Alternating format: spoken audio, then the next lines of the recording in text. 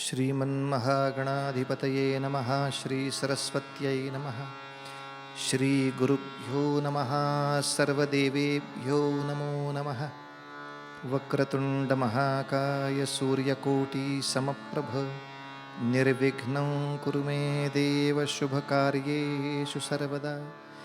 गुरुर्ब्रह्मा गुरुर्विष्णुः गुरुर्देवो महेश्वरः गुरुः साक्षात् परब्रह्म तस्मै श्री गुरवे नमः। मूकं करोति वाचालं पङ्गुं लङ्घयते गिरिं यत्कृपात्तमहं वन्दे परमानन्दमाधवम्। जय जय राम जय जय राम जय जय राम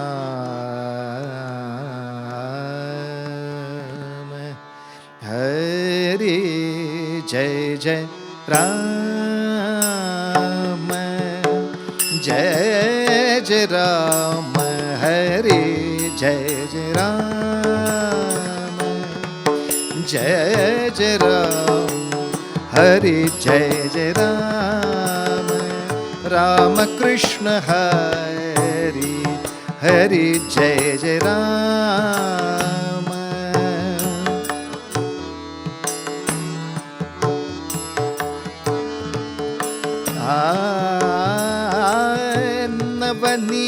नवनीरदसम नवनीत प्रिय नवनीरदसम नवनीत प्रिय नवल विनोद विहारी हरि जय जय राम जय जय राम हरि जय जय राम राम कृष्ण हरि हरि जय जय राम।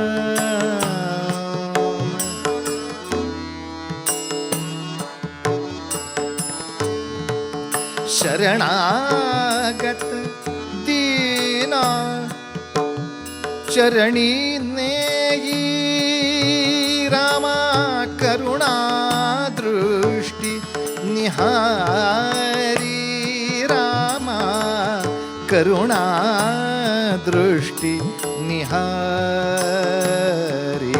जय जय राम राम कृष्ण हरि जय जय राम जय जय राम जय जय राम। रूप पाहता लोचनी रूप पाहता लोचनी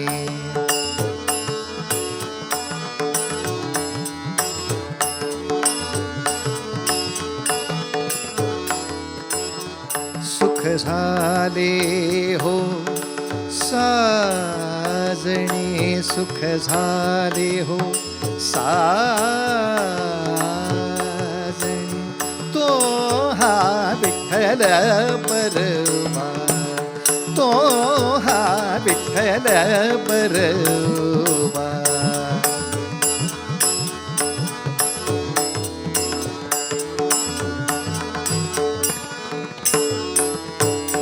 तो हा माधव बरबा तो हा माधव बरबा तो हा माधव बरबा तो हा माधव बरबा तो हा विठ्ठल बरबा तो हा माधव बरबा तो हा विठ्ठल बरबा।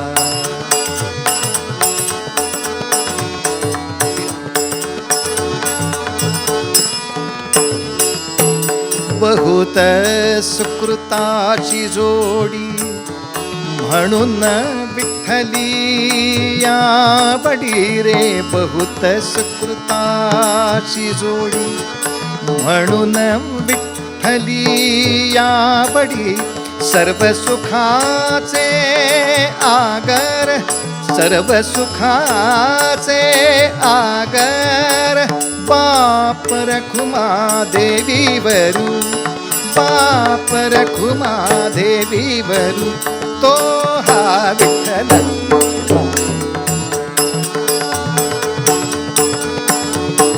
तो हा विठ्ठल बरवा, विठ्ठल बरवा, विठ्ठल बरवा.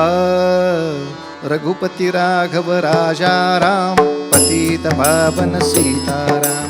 रघुपति राघव राजा राम, पतित पावन सीताराम. रघुपति राघव राजा राम, पतित पावन सीताराम.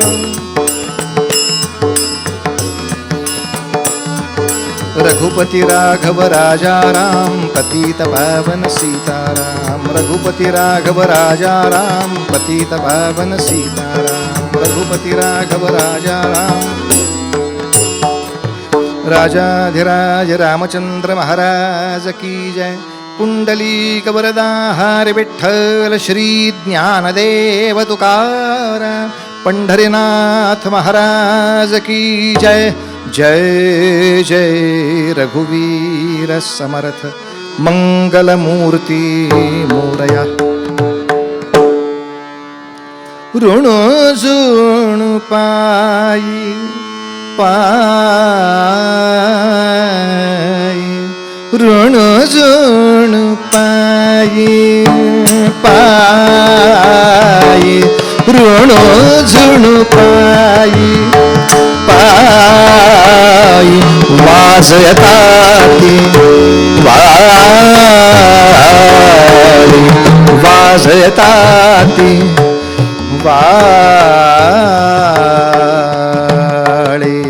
ऐकोनी भुलले, ऐकोनी भुलले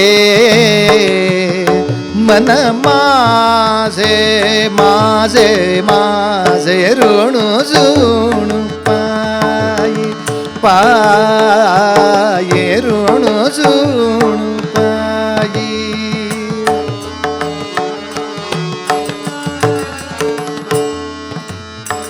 पायी 14 विद्या तुझ्या कृपेने येतील. 14 विद्या तुझ्या कृपेने येतील. मुके बोलतील वेद घोष, मुके बोलतील वेद घोष. ऋण झुण पायी पायी, ऋण झुण पायी.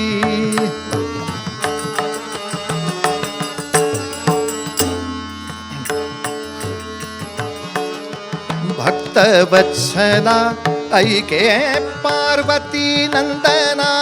भक्त वत्सला ऐके पार्वती नंदना.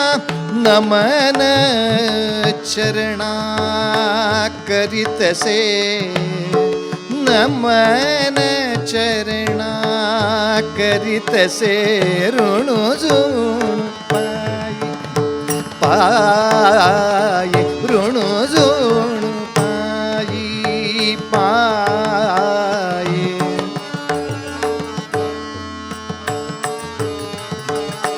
नामा म्हणे आता तेही मज स्फूर्ती. नामा म्हणे आता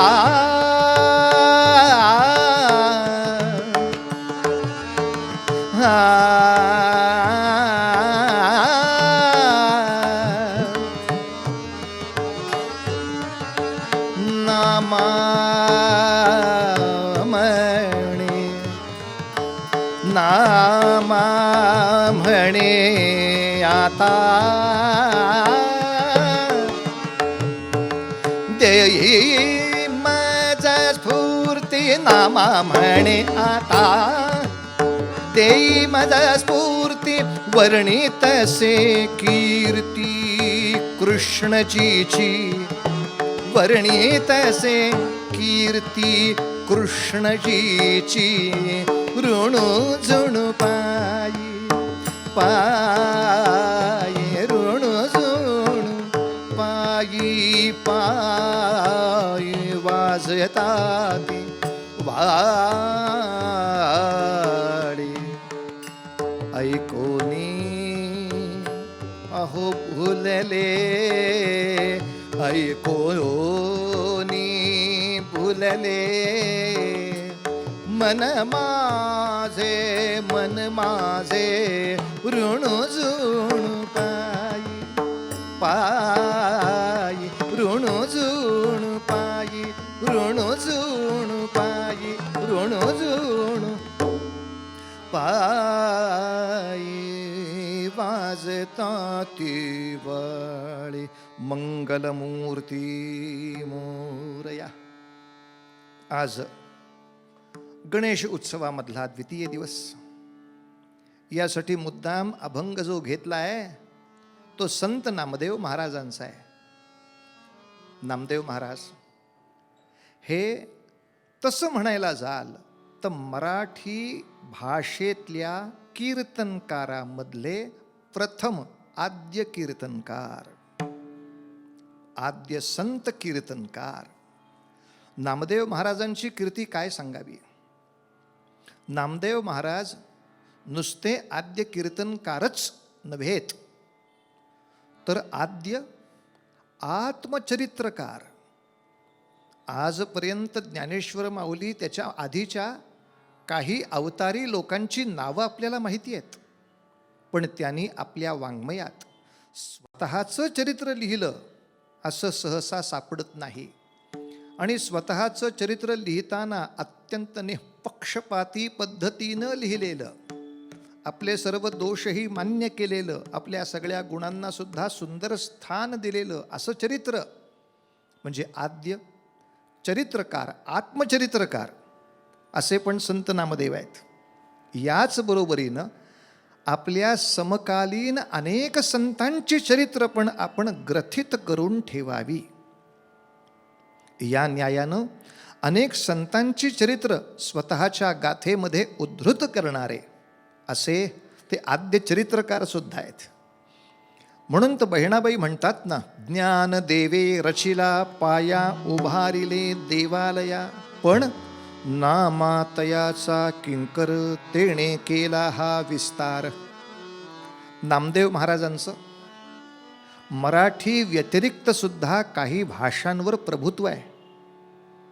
म्हणून नामदेव महाराजांनी त्यांच्या जीवनामध्ये राजस्थान, गुजरात, कर्नाटक, दिल्ली, हरियाणा आणि त्याच्याही पलीकडे जाऊन पंजाबच्या सीमेपर्यंत हा विठ्ठल भक्तीचा ध्वज पोचवलाय. असे नामदेव महाराज. नामदेव महाराजांच्या बद्दल आपल्या सर्व भक्तांच्या मनात एक निश्चित श्रद्धा आहे. ती म्हणजे द्वापार युगामधले जे भगवंतांचे उत्तराधिकारी उद्धव, हे उद्धवच पुन्हा नामदेवांच्या रूपाने जन्माला आले की काय, अशीच सगळ्यांची श्रद्धा. आणि नामदेव महाराजांचा आपल्या सगळ्यांना एक निश्चय माहिती आहे. नामदेव महाराजांचा निश्चय असा होता, मी पांडुरंगाच्या कीर्तीचे, मी तीर्थक्षेत्रांच्या कीर्तीचे, मी संतांच्या कीर्तीचे, मी अशा अनेक अनेक उपदेशांचे मिळून का होईना, पण शतकोटी अभंग रचना करीन.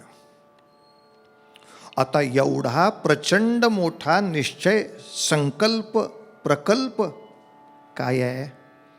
आपल्या जीवनामध्ये एवढा मोठा संकल्प पुरा नाही करता आला तरी चालेल, पण माणसांनी प्रकल्प फार क्षुद्र घेऊ नये. इंग्रजीमध्ये सुद्धा काही लोक म्हणतात ना, लो एम इज क्राईम, की ध्येय इतकं लहान का ठेवावं. बाळू, तू आयुष्यात मोठा होऊन काय करशील, काय करणार. बाबा, तुम्ही कशी नोकरी केली तसा नोकरी करीन, नंतर रिटायर होईन, नंतर कुठेतरी वानप्रस्थात जाईन, आयुष्य झालं. अरे का. वडिलांचे सुद्धा अनेक चांगले संकल्प असतील, दुर्दैवाने त्यांना साथ नाही मिळाली, पण तू या नेहमीच्या आयुष्यापेक्षा बाबा किंवा माझे गुरुजी यांच्यापेक्षा मी अधिक काही मोठं काम करीन, असा संकल्प का नसावा? आणि या संकल्पाचा, या प्रयत्नाचा आपल्या वडिलांना अभिमान असतो बरं. मी इथपर्यंत काम केलं, अरे माझ्या लेकरानं याच्या पुढचं काम केलं, याचा अभिमान असतो अंगामध्ये. गुरु म्हणू शकतात, मी इथपर्यंत संशोधन केलं, माझ्या विद्यार्थ्यांनी याच्या पुढचं संशोधन केलं. किंबहुना आपल्या धर्मशास्त्रात अशी म्हणच आहे की शिष्यात इच्छेत पराजयम. खरा शिष्य कोण आणि खरा गुरु कोण, तर त्याची व्याख्या धर्मशास्त्र असं सांगतं की आपल्या शिष्याकडून आपला पराभव व्हावा अशी ज्याची इच्छा असते, आणि असा जो आपल्या शिष्याला आपल्याही पेक्षा श्रेष्ठ करतो, तो खरा गुरु. नामदेव महाराजांचा संकल्प केवढा मोठा होता, शतकोटी अभंगांची रचना करीन. पण अर्थात आपल्या साऱ्यांनाच माहिती आहे, तो त्यांच्या जीवनात पूर्ण नाही करता आला.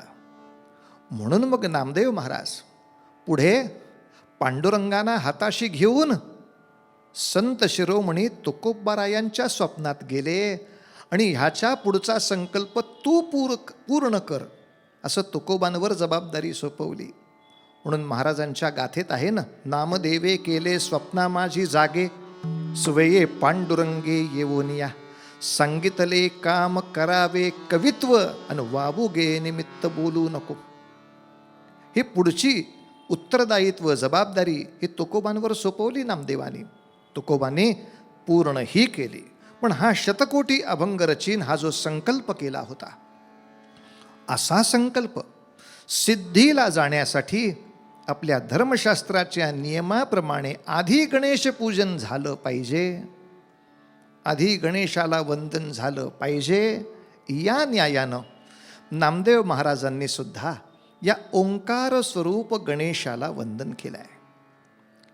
पण मात्र लक्षात ठेवा, ज्ञानेश्वर माऊलींनी गणेशाचं वर्णन करताना मतिप्रकाश, आदिबीज अशा तऱ्हेचं एक भव्य व्यापक रूप दिलं.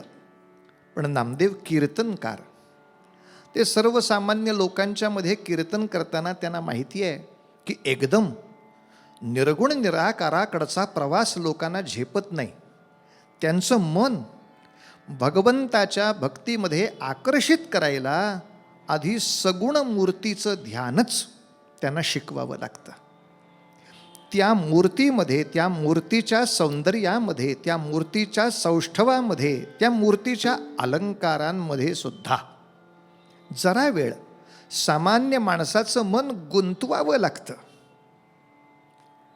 मुद्दाम लक्षात घ्या, आपण देवतांच्या मूर्ती ज्या ऐश्वर्य संपन्न करतो, याचं कारण आपलं चित्त तिथं एकाग्र व्हावं म्हणून. असाच हार माझ्याही बायकोला छान दिसेल हो, या इच्छेसाठी ते नव्हे. ईश्वराची ही ऐश्वर्य संपन्नता आपण मुद्दाम दाखवतो, ते आपला दृढ भाव त्याच्यात राहावा. काय आहे, अनेक दागिने असतील तर ते वेगवेगळे वेगवेगळे वेगवेगळे बघता बघता बघता आपोआप आपली एकतानता अशी होते की आपलं लक्ष दुसरीकडे नाही जात. ऋणू झुणू पायी वाजताती वाळे, आणि ऐकोनी भुलले मन माझे. म्हणजे बाल गणेश, पार्वती माता त्या बाल गणेशाचे 2 हात धरून त्याला आपल्या घरामध्ये अशी दुडू दुडू दुडू दुडू चालवतीये, आणि त्या बालस्वरूप अशा गोड गोंडस गणेशाच्या पायातले वाळे कसे रुणझुण रुणझुण वाजतायत. त्याचा ध्वनी, त्याचं ते चित्र, त्याचं ते बालस्वरूप सामान्य माणसाला गणेश भक्तीकडे आकर्षित करायला सुलभ करतं. बघ कसा आपला गणपती आहे ना, ऋणू झुणू पायी वाजताती वाळे. अरे वेड्या, तुला चित्रामध्ये फक्त वाळे दिसतायत. नामदेवांची योग्यता अशी आहे, त्यांना त्याचा ऋणझुणू नाद ऐकू येतोय. आणि तो गणेशाच्या चरणातला घागरी या वाळ्यांचा नाद ऐकल्यानंतर ऐकोनी भुलले मन माझे. आता लक्षात घ्या, सगुण साकार मूर्तीच्या उपासनेचा विषय झाल्यावर ते पुन्हा निर्गुण निराकाराकडे म्हणजे सूक्ष्माकडे जायला लागतात. स्थूलाचं वर्णन झालं आणि नेहमी ज्ञान हे स्थूलाकडूनच सूक्ष्माकडे नेता येतं. एकदम सूक्ष्म सामान्य माणसाला नाही शिकवता येत. म्हणून स्थूल वर्णन झालं. आता या मूर्तीला थोडंसं बाजूला करून गणेशाच्या मंत्राचा, गणेशाच्या बीज मंत्राचा आणि आपल्या मनाच्या एकतानतेचा जर उत्तम प्रयोग केला तर काय होईल? तर नामदेव महाराज सांगतायत, 14 विद्या तुझ्या कृपेने येतील अन मुके बोलतील वेदघोष. काय मौज आहे. अरे बाबा, तुझी कृपा जर प्राप्त झाली तर कोणी मुका मनुष्य असेल, ज्याला सामान्य शब्द सुद्धा म्हणता येत नाहीत, त्याला वेदांच्या अवघड ऋचा आणि त्याचे उच्चार सुद्धा जमतील. मात्र त्याने तुझी थोडी उपासना केली पाहिजे तर. भक्तवत्सला ऐके पार्वती नंदना, नमन चरणा करीतसे. आणि नामदेव महाराज त्या आता उपासना रूपामध्ये असलेल्या ओंकाराला विनंती करतायत, बाबा रे, मी संकल्प केलाय, नामा म्हणे आता देई मज स्फूर्ती. कशाची? वर्णितसे कीर्ती कृष्णजीची. मी या गोपाल कृष्णाचं, या पांडुरंगाचं जे कीर्तीचं वर्णन करणार आहे ना, शतकोटी अभंगात करणार आहे, यासाठी मला जी स्फूर्ती पाहिजे. मात्र ही दिव्य प्रतिभा, ही दिव्य स्फूर्ती गणेशाच्या ओंकार स्वरूपाच्या जपानी, ध्यानानी अधिक लवकर प्राप्त होते. हा अनेक साधकांचा अनुभव आहे. आणि एकदा ओंकाराच्या साधनेकडे गेलं की आपोआपच सगुण रूप थोडी बाजूला पडतात. कारण शेवटी सगुणाचा आधार घेतला तो कुठपर्यंत घ्यायचा? निर्गुणाची उपासना जमत नाही तोवर घ्यायचा. पांगुळगड्याचा आधार कुठपर्यंत घ्यायचा? आपल्याला चालता येत नाही तोपर्यंतच घ्यायचा.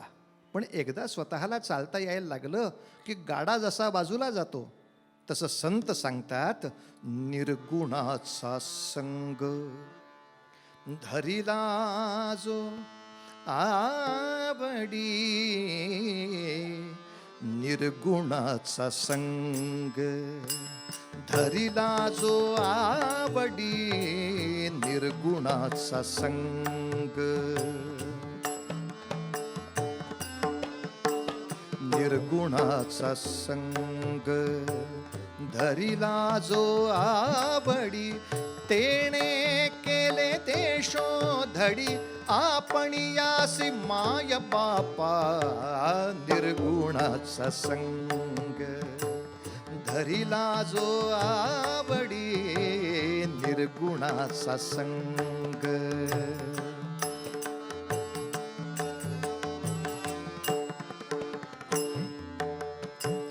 एकत्व पाहता अवघे लटिके, एकत्व पाहता अवघे लटिके, एकत्व पाहता अवघे लटिके, जे पाहे तितुके रूप तुझे माय बापा, जे पाहे तितुके रूप तुझे माय बापा, निर्गुणाचा संग धरिला जो आवडी, निर्गुणाचा संग.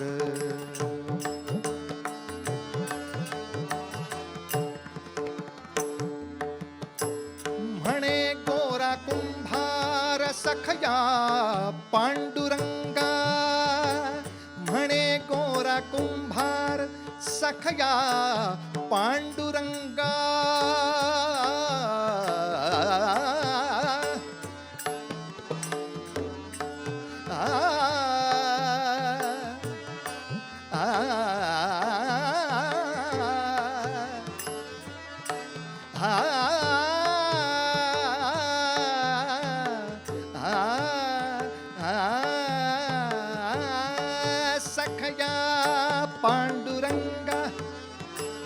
म्हणे गोरा कुंभार सखव्या पांडुरंगा, तुम्हा आम्हा ठावा कैसे काय माय बापा, तुम्हा आम्हा ठावा कैसे काय माय बापा, निर्गुणाचा संग धरिला जो आवडी, निर्गुणाचा संग धरिला जो आवडी, तेणे केले ते शोधडी, आपण यासी माय बापा, निर्गुणाचा संग, निर्गुणाचा संग हा निर्गुणाचा.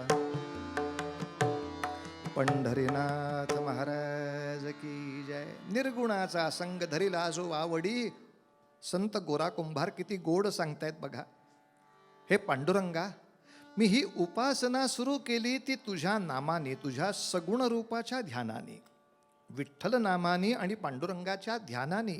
पण आता त्या निर्गुणाचा जरा जरा परिचय व्हायला लागल्यामुळे, त्याचा ध्यास लागल्यामुळे पांडुरंगा, तुमचं रूप आणि तुमचं नाम थोडंसं मागे झालंय, देशोधडी थोडं झालंय, याची क्षमा करा बरं, याची क्षमा करा.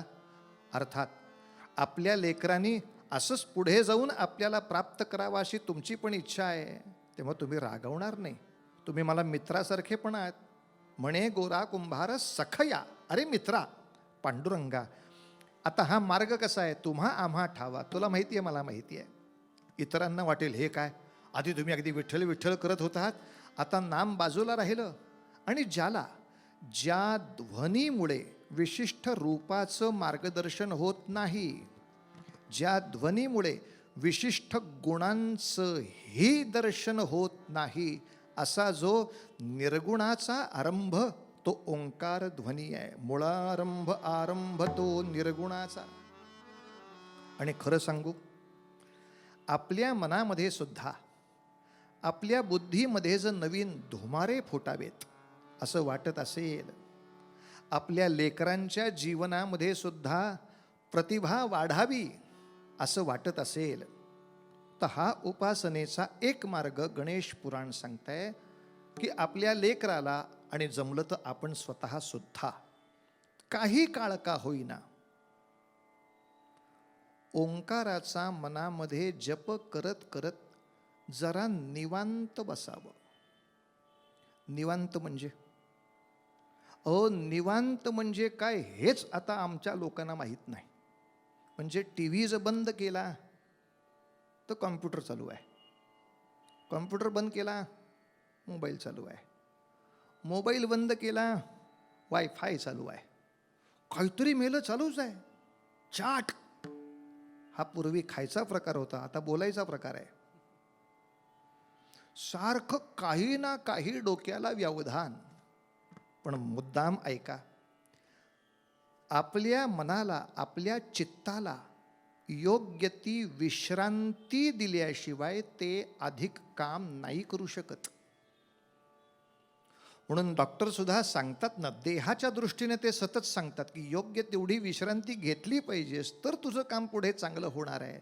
तसं आपल्या बुद्धीचं काम चांगलं होण्यासाठी, प्रतिभेचं काम चांगलं होण्यासाठी, स्फूर्तीनं काम चांगलं होण्यासाठी काही काळ का होईना आपण आपल्याला, आपल्या प्रतिभेला, आपल्या बुद्धीला, आपल्या मनाला, आपल्या मेंदूला काही प्रमाणात तरी विश्रांती द्यायला हवी. पूर्वीच्या आपल्या पंचतंत्रातल्या कथा फार सुंदर आहेत. जातक कथा त्याही सुंदर आहेत. त्याच्यात एक कथा छान अशी आहे. 2 लाकूड तोडे दिवसभर काम करत होते. एक लाकूड तोड्या जो होता तासभर काम करायचा, 15 मिनिटं आराम करायचा. आणि दुसरा I I I I I अखंड कुऱ्हाड चालवत होता. पण दिवसाच्या शेवटी लक्षात आलं, जो विश्रांती घेऊन काम करत होता त्याच्याकडे लाकडाच्या मुळे जास्त झाले आहेत, आणि जो अविरत कार्य करत होता त्याचं काम कमी झालंय. त्यांनी एका ज्ञात्याला विचारलं, असं का बरं झालं? तेव्हा त्या ज्ञानी माणसानं सांगितलं, वेड्या, निवांतपण हे पुढच्या कार्याला शक्ती संपन्न करणारं असतं. माझ्या वाक्याचा गैरसमज नका करून घेऊ. काही माणसं आयुष्यभर निवांत आहेत, त्याचं हे समर्थन नव्हे. पण अनेक कार्यांमध्ये अरे तो जेव्हा 15 मिनटं थांबत होता, त्या 15 मिनटात तो कुऱ्हाडीला धार लावून घेत होता. ज्यायोगे कमी श्रमात उद्या फळ मिळतं. तू सतत कुऱ्हाड चालवल्यानं ती बोथट झाली, त्याला धार लावायला तू वेळच दिली नाहीस. त्यामुळे बोथट कुऱ्हाडीनं मग घाव कितीही घातले तरी जे हवं ते फळ नाही ना मिळत. ही जी पंचायत होते तेव्हा आपल्या मनाला, आपल्या चित्ताला, आपल्या चंचलतेला थोडीशी विश्रांती जर मिळाली, आणि ती ओंकाराच्या साधनेनं मिळते बरं. आणि असं विश्रामस्थान आपल्या दैनंदिन जीवनात थोडं जर आपण मिळवलं तर आपल्या बुद्धीची धार वाढते, शक्तीची धार वाढते. आणि यासाठीच नामदेव महाराजांनी या सगुण रूपाबरोबर ओंकार स्वरूपात ज्या ठिकाणी मन चित्त शांत झालं की अशा अनेक स्फूर्ती संकल्प पूर्णतेला जातात, त्याचं वर्णन या ठिकाणी केलंय. ऋणझुणोपायी वाजताती वाळे, ऐकोनी भुलले मन माझे. पण अशा सगुण रूपातल्या गणेशा नामा म्हणे आता देई मज स्फूर्ती. माझ्या मनातली त्या प्रतिभात्मक स्फूर्ती जी आहे ती सातत्याने वाढवत ठेव हे गणेशा. आपण पण आपल्या जीवनातली बौद्धिक आणि शारीरिक कार्यक्षमता वाढवण्यासाठी काही काळ का होईना ओंकार जपामध्ये देह आणि मनाला शांत ठेवण्याचा थोडासा प्रयत्न करूया. आज मुलं, आईबाप पूजेला बसताना सुद्धा मोबाईल बाजूला ठेवत नाहीत हो. असं नाही करू. केव्हा तरी मी काहीच करत नाहीये आणि ओंकाराचा मनामध्ये स्पंदन चालू आहे, अशी अवस्था मनुष्याला पुढे प्रचंड ताकद देते. ही शक्ती मिळावी यासाठी नामदेव महाराजांचा हा गोड अभंग. ऋण जोण पायी पायी, ऋण जोण पायी पायी, वाजताती वाळे, ऐकोनी भुलले ऐकोनी भुलले मन माझे माझे माझे. ऋण जोण पायी पायी, ऋण जोण पायी पायी, ऋण जोण पायी, ऋण जोण पायी, ऋण जोण पायी. मंगलमूर्ती मोरया. कीर्तनाच्या प्रथेप्रमाणे थोडंसं भजन करूया आणि मग चरित्र भाग ऐकायला सिद्ध होऊया. रघुपती राघव राजा राम, पतित पावन सीताराम.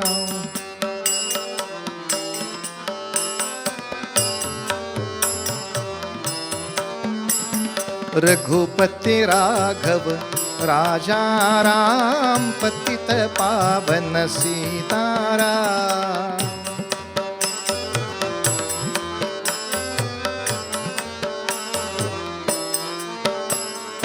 रघुपती राघव राजा राम, पतित पावन सीताराम. रघुपती राघव राजा राम, पतित पावन सीताराम. रघुपती राघव राजा राम, पतित पावन सीताराम.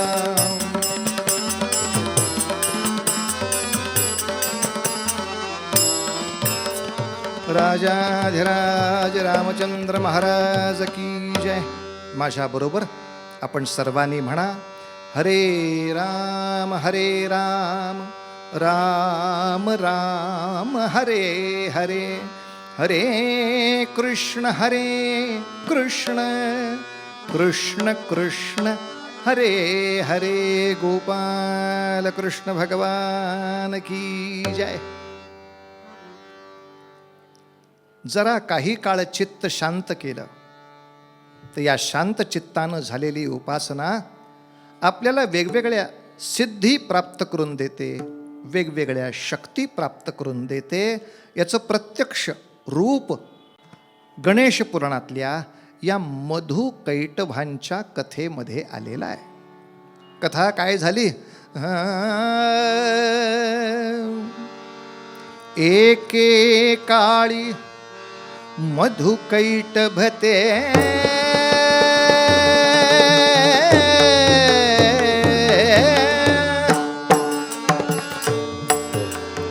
एके काळी मधु कैटभते बंधु मातले असुर. एके काळी मधु कैटभते बंधु माजले असुर. ब्रह्म्याला ते खाया येती, ब्रह्म्याला ते खाया येती, ऐसा प्रसंग घोर हो.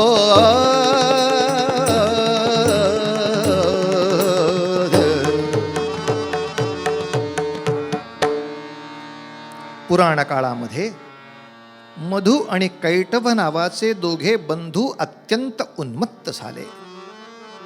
ते उन्मत्त झाले, मग त्यांना माणसं असुर म्हणायला लागले. असुर या शब्दाचा अर्थ लक्षात घ्या. असुर म्हणजे संस्कृत भाषेच्या व्याकरणानुसार असुषु रमन्ते इति आसुरः. जो इंद्रियाच्या सुखांनाच परमध्येय मानतो, मग त्या इंद्रियाच्या सुखासाठी तो कोणत्याही पातकाला सिद्ध असतो, अशा मनाचा, अशा मनस्थितीचा जो, अशा आचरणाचा जो, त्याला असुर असं म्हणतात. मधुकैटभ अर्थात असे असुर निर्माण होण्यासाठी ते तपश्चर्या फार घोर करतात. बरं, तपश्चर्या करतात, परमेश्वराकडून वरदान प्राप्त करून घेतात आणि त्या वरदानानीच असे माजतात आणि उन्मत्तपणाकडून असुरपद प्राप्त करतात. ऐकण्यासारखी कथा आहे. या मधुकैटभानी तपस्या केली आणि वरदान काय मागून घेतलं असेल?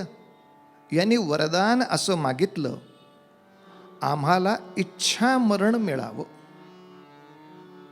जेव्हा आम्ही इच्छा व्यक्त करू, चला.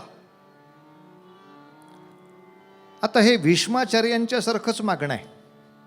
इच्छा मरण असावं. मागण्यामध्ये काही विपरीत वाटलं नाही.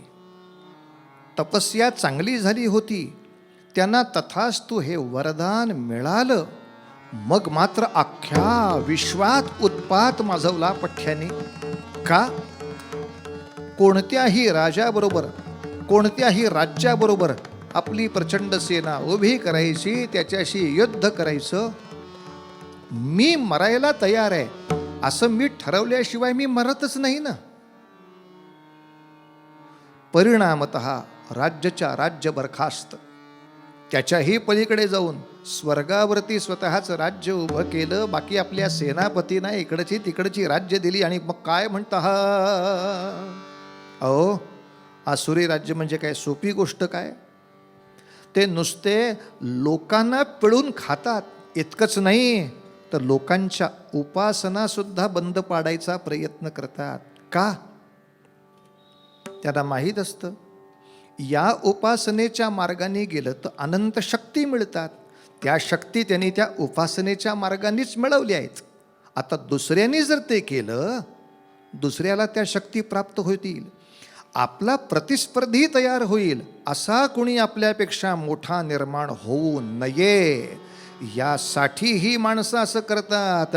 अरे होतात देऊळे नष्ट, होतात देवता भ्रष्ट, होतात देऊळे नष्ट, होतात देवता भ्रष्ट. धेनु ब्राह्मण ओरडती, धर्मावरती संकष्ट. धेनु ब्राह्मण ओरडती, धर्मावरती संकष्ट. न्याय नीती उरली नाही, सारेच भोगती कष्ट. न्याय नीती उरली नाही, सारेच भोगती कष्ट. हा घोर मांडिला ज्यांनी त्यांची या पुढे जावोनी, धर्माभिमान सोडोनी लववाव्या माना आता. एक काळ ऐसा होता लववाव्या माना आता. एक काळ ऐसा होता, एक काळ ऐसा होता, एक काळ ऐसा होता. अनेक देशोदेशीचे राजे, प्रांतोप्रांतीचे राजे यांनी शेवटी किती का ऋषी मुनींना त्रास होईना, पण या मधुकैटभाचा आपल्याला त्रास नको बाबा, म्हणून हात जोडून त्याची सेवा सुरू केली. त्याच्या राजदरबारामध्येच आपल्या प्रतिष्ठा ही माणसं शोधायला लागली. काय करा. एवढ्या काळात ब्रह्मदेवाने महाविष्णूंना जागं केलं. महाविष्णू काहीतरी उपाय लवकर केला पाहिजे. अहो, कारण यांची शक्ती अशीच जर वाढायला लागली तर काही काळात ते आपल्याला गिळायला येणार. साहजिक आहे हो, ब्रह्मदेवाकडनं वरदान प्राप्त करतात. हे वरदान रद्द करायचा किंवा हे वरदान परत घ्यायचा अधिकार कोणाचा? ब्रह्मदेवांचा. एकदा ब्रह्मदेवांनाच खाऊन टाकलं म्हणजे आपल्या शक्ती काढून घेणारं कोणी शिल्लक नाही. म्हणून अनेक असुर या ब्रह्मदेवांनाच खायला उठतात. म्हणजे आपणच त्यांच्या तपस्येवर भाळावं, आपणच वरदान द्यावी, त्यांना आपल्यालाच यांनी खायला उठावं. काय विचित्र लोक आहेत. महाविष्णू काही करा. सा ग म ग सा धने सा ग म द ग म ग ग म धने सा धनी ध म म ध ग म ग ग ने ग. महाविष्णू काही करा, काही करा.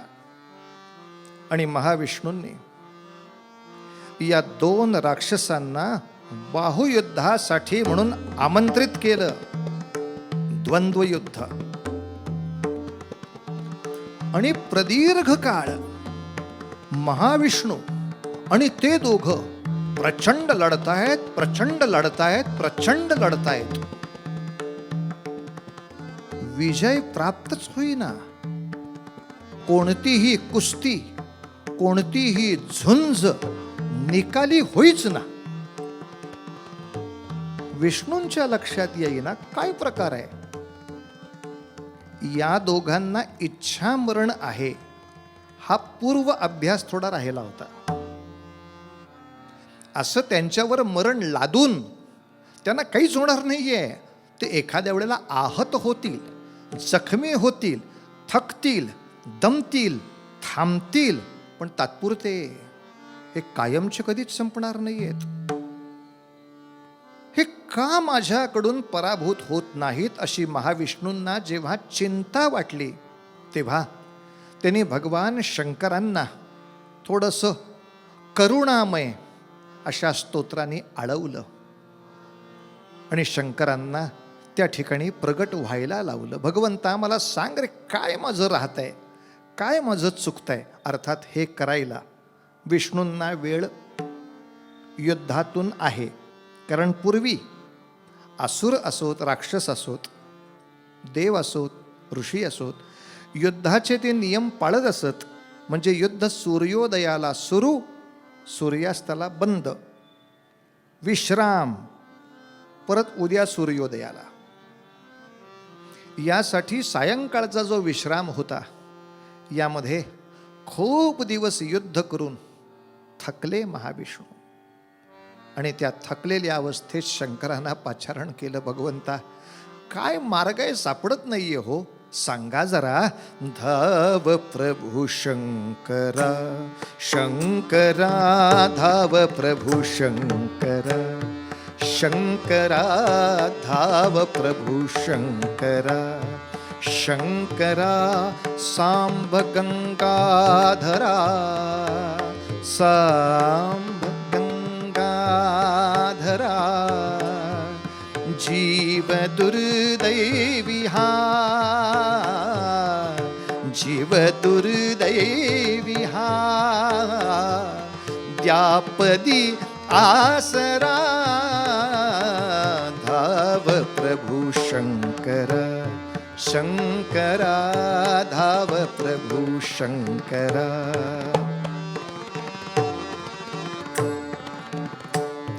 शंकरा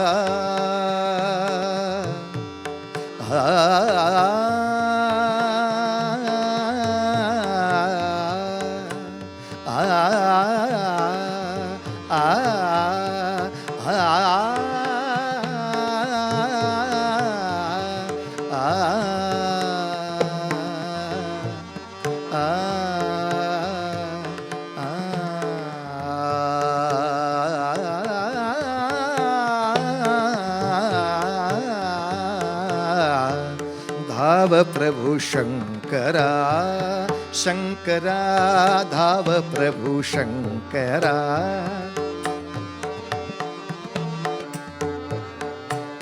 सांभ गंगाधरा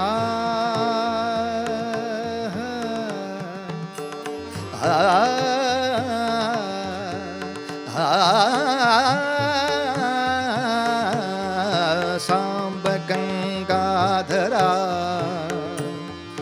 जीव दुर्दैवी हा द्यापदी आसरा धाव प्रभु शंकरा शंकरा धाव प्रभु प्रगटले भगवंत महाविष्णू. काय समस्या आहे? समस्या एवढीच आहे हो. काय सांगू भगवंता? बाहुयुद्धात या बाहुयुद्धात या विजय ना प्राप्त हो. बाहुयुद्धात या मधुकैटभांच्या बरोबर मी किती काळ बाहुयुद्ध करतोय, मला विजय प्राप्त का होत नाहीये हो. बाहुयुद्धात या बाहुयुद्धात या विजय ना प्राप्त हो. काय करू साधना सांग गौरी हरा धाव प्रभु शंकरा शंकरा धाव प्रभु शंकरा धाव प्रभु धाव प्रभु धाव प्रभु शंकरा शंकरा. नमः पार्वती पते हर हर महादेव. तेव्हा भगवान शंकर म्हणाले, थोडंसं चित्त शांत करून योग्य तो मार्ग जर सापडवायचा असेल तर थोडी गणेशाची उपासना व्हायला हवी. आणि गणेशाच्या उपासनेसाठी एक स्थान निश्चित कर महाविष्णू. त्या स्थानावर गणेशांची एक मूर्ती प्रस्थापित कर आणि तिथे गणेश मंत्रांनी आपलं मन चित्त परिपूर्ण शांत ठेवून काही काळ उपासना कर. तुला निश्चित मार्ग मिळेल. आणि अशा वेळेला महाविष्णू कुठे आले उपासनेला? त्यांनी ही गणेश मूर्ती कुठे स्थापन केली? त्या गणेशाच्या उपासनेनं अनेक सिद्धी त्यांना कुठे प्राप्त झाल्या? अशी जर मनात शंका असेल तर मुद्दाम ऐका. हे ठिकाण महाराष्ट्रात आहे आणि किंबहुना तिथे गणेश मूर्तीची स्थापना करून तिथे चित्त एकाग्र करून शांत करून उपासना करून भगवंताने सिद्धी मिळवल्या. म्हणून त्या क्षेत्राचं नाव सुद्धा सिद्धटेक असं आहे. तो सिद्धटेकचा गणपती बरं, जिथे सिद्धी महाविष्णूंनी प्राप्त केल्या तो. अशी उपासना झाल्यानंतर मन शांत करून स्थिर करून गणेशाने बरोबर प्रकाश किरण दाखवला. काय आहे? गणेशांची कृपा अशी आहे, ती दोन्हीही अर्थाने शत्रुबुद्धी विनाशाय अशी आहे. म्हणजे अकारण आपण कोणाशी तरी शत्रुत्व करावं, ही जी आपल्या मनातली शत्रुबुद्धी असते, आपण कारण काढून काढून वैर करतो, ती शत्रुबुद्धी संपवणं, मन शांत ठेवणं, हेही गणेश करतात. आणि दुसरं, उगाचच्या उगाच कोणी आपलं शत्रुत्व घेत असेल तर त्याच्या बुद्धीचा सुद्धा वेळ प्रसंगी असा नायनाट करणं, शत्रुबुद्धी विनाशाय, ही दोनही कामं गणेशांची कृपा व्यवस्थित करते बरं. आणि अशा सिद्धी प्राप्त झाल्यानंतर महाविष्णू पुन्हा एकदा त्या मधुकैटभांच्या राजधानीमध्ये गेले. त्या दोघांना पुन्हा बाह्योद्धाचं आमंत्रण दिलं. दोघे विचार करतात, मधला काही काळ गेलाय, म्हणजे ह्यांना काहीतरी प्रकरण सापडलं असावं. पण असू दे, आपण इच्छामरणीच आहोत. याच्या शक्ती जर कितीही वाढल्या असल्या, उपयोग काय? पुन्हा एकदा आपण सिद्ध करूया की तुझ्या शक्तींचा काही उपयोग नाही, आम्ही अजिंक्य आहोत. आणि झालं, पुन्हा घनघोर युद्ध सुरू झालं. पण यावेळेला मात्र महाविष्णूने असे काही डावपेच लढवले, अशा काही विविध डावपेचाने मधुकैटभांना धडाधड आपटलं की दोघं प्रसन्न झाले. निसा करे सा, निसा गम प ग म ग रे सा, निसा गम प नि द प द म प म ग रे. काय असतं? एखादा चांगला कसलेला पैलवान असतो ना, तुम्ही भले त्याची प्रतिस्पर्धी असा, पण तुम्ही जर छान खेळलात तर तो प्रसन्न होतो. आहे बुवा, याच्याशी कुस्ती करण्यात काही गंमत आहे, पहिल्या चाटीत संपतंय, त्याला काय उपयोग आहे? वा महाविष्णू वा. पूर्वीपेक्षा आपण काही विशेष खेळ केलात, पूर्वीपेक्षा काही विशेष बुद्धी कौशल्याने आमच्यावर वरचष्मा करायचा प्रयत्न केलात. वा वा वा वा वा, प्रसन्न झालो तुमच्यावर. पहा, शत्रुबुद्धी विनाश आहे. त्याच्या मनामध्ये विपरीत बुद्धी आली आणि ती अशी, विष्णूंपेक्षा आपण मोठे आहोत, हे बाहुबलात तर आपण सिद्ध करतोच आहोत, तर जरा तपबलातही सिद्ध करावं. नेहमी देवानीच वरदान द्यावं असं का? आम्ही का नाही वरदान देऊ शकत? अरे, आपण एक नवीन पायंडा पाडू. राक्षसांनी, असुरांनी देवाला वरदान दिलं असा पायंडा पाडू. आणि एवढ्यासाठी ते वेडे मोकळेपणाने म्हणाले, महाविष्णू प्रसन्न झालो हरी तुझ्यावर, प्रसन्न झालो हरी तुझ्यावर, प्रसन्न झालो हरी तुझ्यावर. दिव्य तुझी रे शक्ती, अरे दिव्य तुझी रे शक्ती, मागून घे वरदान आता रे, मागून घे वरदान आता रे. कशास चिंता चित्ती रे, कशास चिंता चित्ती, प्रसन्न झालो हरी तुझ्यावर, प्रसन्न झालो हरी तुझ्यावर, प्रसन्न झालो. माग माग माग माग, महाविष्णू जे मागायचं असेल ते माग.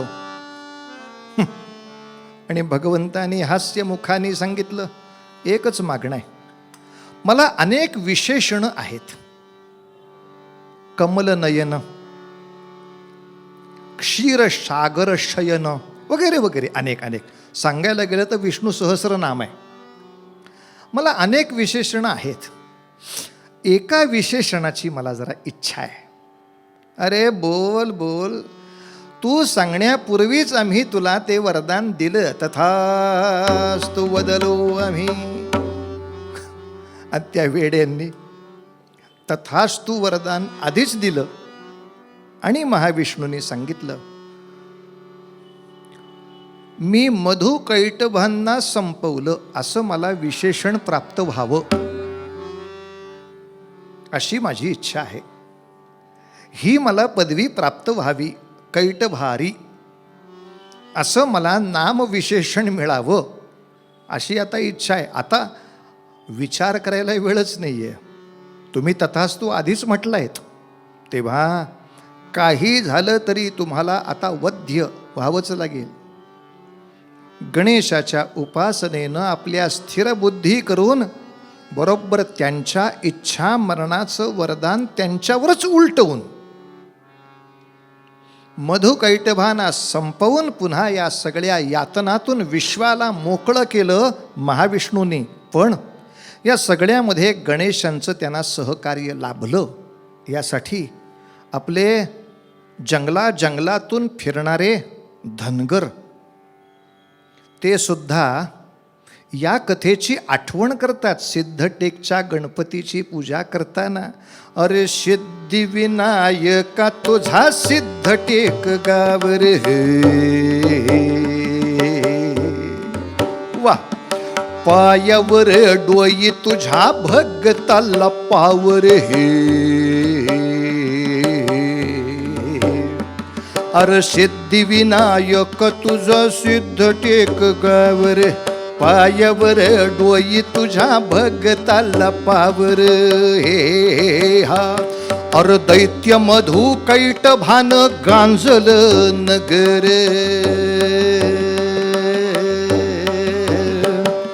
विष्णू नारायण गाई गणपतीचा मंत्र, अर राकुस मेल नावाला झालं ट्याकावरी देऊळ आलं, अर लांब रुंद गाभाऱ्याला पितळच मखरे,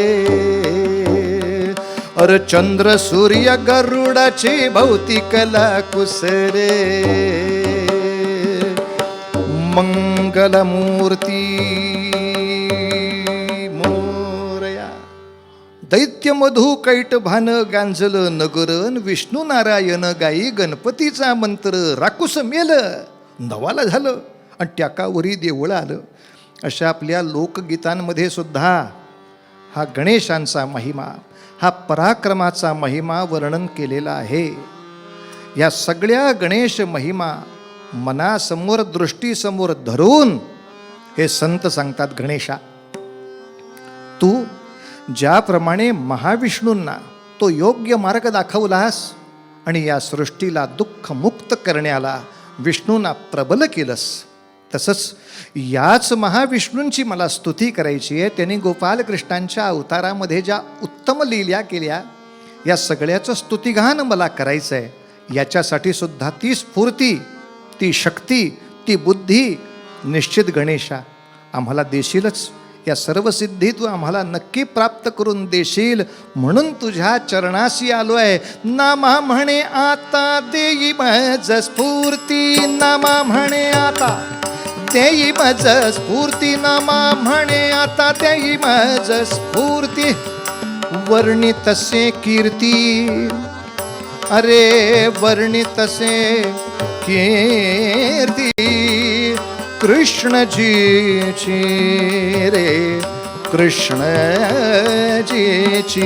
ऋणझुण पायी वाजता ती बाळे, ऐकोनी भुलले मन माझे रे, मन माझे रे, मन माझे. मंगलमूर्ती